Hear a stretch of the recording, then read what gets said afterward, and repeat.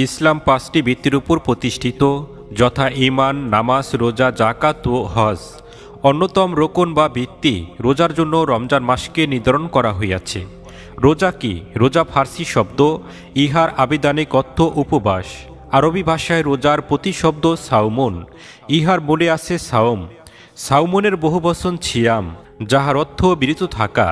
ইসলামী পরিভাষায় আল্লাহর নির্দেশ পালনের উদ্দেশ্যে সুবেহ সাদিকের প্রারম্ভ হইতে সূর্যাস্ত পর্যন্ত সকল প্রকার পানাহার ও স্ত্রী সহবাস হইতে বিরত থাকাই রোজা। হিজরি 2য় বর্ষে রোজাকে ফরজ বলিয়া ঘোষণা দেওয়া হয়।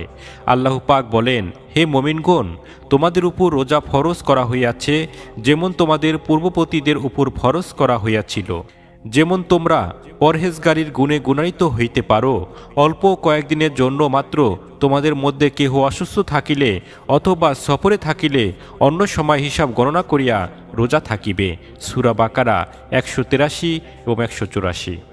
এই মহামূল্যবান কথাগুলো হচ্ছে 88 পীর সাহেব বিশ্বলি হজরত কেবলাদান হুজুর সাহেবের মহাপবিত্র নসিহত শরীফের লিখনী বাণী।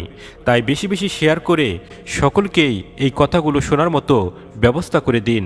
আর সর্বদাই আমাদের সাথে সংযোগ থাকুন। আসসালামু আলাইকুম।